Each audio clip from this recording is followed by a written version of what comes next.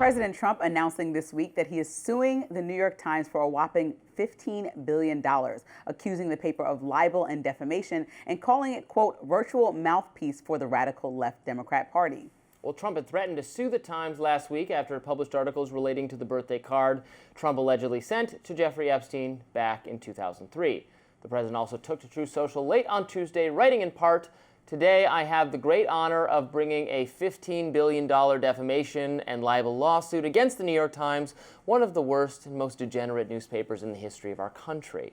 The New York Times has been allowed to freely lie, smear, and defame me for far too long, and now that stops. Now the suit is being brought in the great state of Florida. Thank you for your attention to this matter." This is just the latest suit that Trump has brought against a major media outlet since his win last November. In fact, the filing explicitly cites Trump's recent lawsuits against ABC News and CBS News, both of which resulted in acknowledgments of inaccuracies in their reporting and multi-million-dollar payouts. The Times told CNN in a statement, quote, "This lawsuit has no merit. It lacks any legitimate legal claims, and instead it's an attempt to stifle and discourage independent reporting. The New York Times will not be deterred by intimidation tactics. We continue to pursue the facts without fear or favor." That's what he wants. President Trump wants all the news outlets to favor him, and that's not how it goes. It's one thing to actually defame him and apologize, make a correction in a statement, or do any of those things, which I'm down for. But when CBS bends the knee because of a pause and a breath that Kamala took, which he feels was too long, so it made her look too good because she immediately came up with an answer as opposed to taking a minute to come up with an answer, that is ridiculous. And I think you're going to get into a Pandora's box that Republicans really don't want to get into, because if you pass the torch to somebody, let's say like Mamdani becomes president and he sues all the outlets, including all the conservative outlets, nobody would be comfortable with that everyone goes into filing bankruptcy or hiring somebody in a position to oversee that's Republicans aligned with. Democrats are going to do that anyway if they take power. So why? No, but they haven't done it. They haven't done it though. So what's There's been conservative outlets for years. Why haven't they done it then? It doesn't make sense. They haven't done it. Democrats have done all sorts of things to harm the president. Which president sued media outlets endlessly that said something that he didn't like, or there's no woman president, so that he didn't like about. Use this exact means, but Democratic members of Congress have threatened investigations of cable companies and social media companies that platform conservative speakers and conservative speech, like Newsmax and Fox News. They sent, Elizabeth Warren instructed Amazon to take conservative books off the shelves, of the virtual shelves of Amazon. These things happen all the time. Joe Biden told Facebook to delete conservative COVID-critical content because it's killing people. You're right, they did not specifically sue them. And the Obama administration sent the Education Department, threatened, this exact same vehicle threatened to withdraw funding from every public university in the country unless they adopted progressive policies on gender and due process. So the difference of what you named is that people. So it can't happen. It's happening. But you name people. You're saying that threats were made. President Trump is actually suing organizations, following all the way through, for taking the money and putting it into his library of the future, so that he has millions of dollars. Everyone should know all this money that he's been suing all these companies for is going right to his personal library. Same thing with that Qatari jet. So he's just going to have this bedazzled library, and it's like, what are you doing? Let's focus on what the country needs. No, every citizen in the country needs you to fix the economy. Every citizen in the country needs you to worry about what them Epstein documents are doing. Every citizen in the country needs you to figure out what is going on with Russia, what is going on in Ukraine. Every citizen in the country wants you to end the war with Israel and Gaza. Okay, this is what every citizen in the country is looking for. These are some of the top polled issues in the last 9 months. But instead, you are suing the New York Times. Make it make sense. You're suing CBS. You're asking people to hire your friends that used to be the ambassador of Japan to now come into CBS and look over things for you to make sure that they're neutrally reported. Everything that's happening is an attack on free press, and any Republican should be concerned about that, because reporting and getting things wrong and changing them and fixing them is appropriate, but reporting and suing people into non-existence is not appropriate. They're not worried that what if the Democrats do this to them, because the Democrats already did all these things to them. So we have power now, and we are going to use that power to harm and punish. So you think this is a good use of time? Harm, punish, and destroy the New York Times, CBS? I'm not taking a view of it. You said we, so I want to make sure.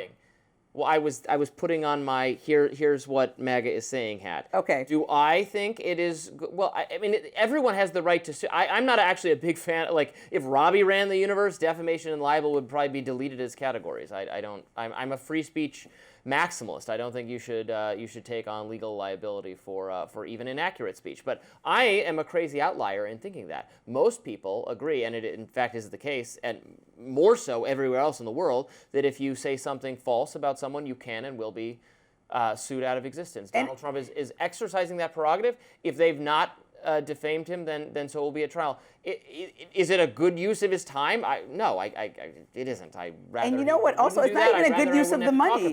If we are literally asking people to help bring down the debt, as like we're a community, all hold hands, donate your dollar. Oh, I'm not asking anyone. No, I'm saying the president, the administration wants to figure out how to bring down the debt allegedly, but then at the same time, Congress needs to figure out how to bring down the debt. But if he's making that building right, if he's making $15 million here, $20 million there. Just don't give it to your presidential library. Give it to the debt. Give it to the debt. And then I'll be like, what an honorable Nobel Peace Prize winning and well-deserved man. I'm already giving him How honorable. Nobel Peace Prizes. So we're going to need a new award for Trump's heart is 2 sizes too large. Is it causing peace when a president is saying and blaming the left right after a violent incident like what happened to Charlie Kirk? Is that causing peace? That's somebody who you think deserves a Nobel Peace Prize for real. He's bringing peace about in our country. Well, I think he deserves the Nobel Peace Prize for negotiating the peace. So we discount everything else around a person, and they do one incident, and we're like, oh, okay, you're the best. You know, you're like Gandhi right now. Barack Obama drone struck people in the Middle East, who were family members of terrorists, and he got a Nobel Peace Prize for doing nothing.